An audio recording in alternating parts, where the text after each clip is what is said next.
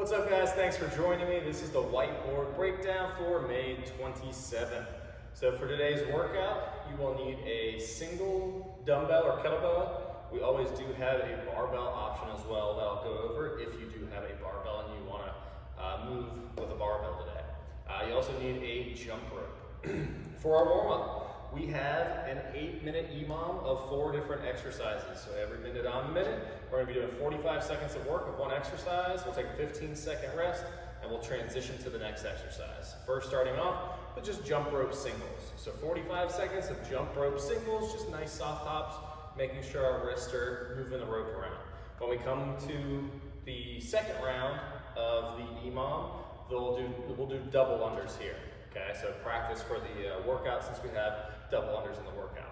Then second exercise is a forearm plank. So coming down, just get our core fired up, elbows in line with the shoulders. I'm going to engage my glutes and make sure my shoulder blades are separating, so I'm really driving into my elbows to get a nice strong upper back. Then we have lunges. So we're just doing step back lunges and alternating legs each rep. Then we have sit-ups to finish. We're going to go with our butterfly. So butterfly the feet, hands touch overhead, and then my shoulders are going to pass just at my hips, or my hands touching my toes is a good marker to know we've sat all the way up. Then we're going to go through one more round, like I mentioned. The only thing that changes there is adding the double unders to our first one. After we finish our warm-up, we're going to be moving on to our strength section for the day. So we've been working on our handstand max hold is one of our focuses over the last 6 weeks. So we're going to do a little upper body strength work. So we have a 5-minute AMRAP, so as many reps as we can get in 5 minutes of single arm strict press. So if I have my single bell, I'm just going to lock in. So I'm squeezing my glutes, squeezing my quads, the core is nice and tight. I'm pressing directly over my shoulder and then right back into that rack, okay? With only so doing as many reps as I can on one side and then switching and doing the same thing on the other side.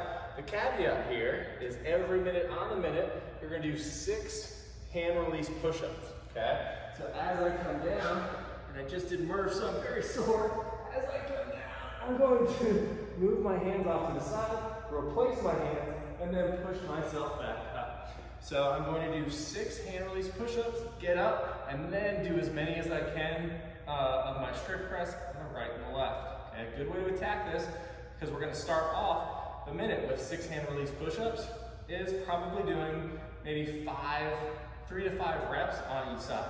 So a quick 5, switch, quick 5, and then if we have time, another quick 5, another quick 5, and then once that minute hits, then doing another 6 hand release push-ups.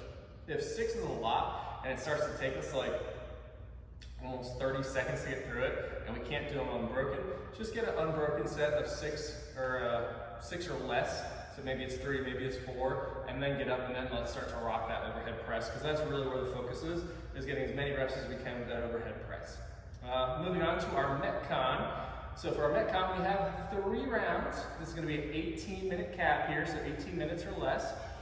We have 3 rounds of 20 alternating, so if we're using a dumbbell, alternating clean and jerk, 40 double unders, and 20 single arm overhead lunges, and then 40 double unders again.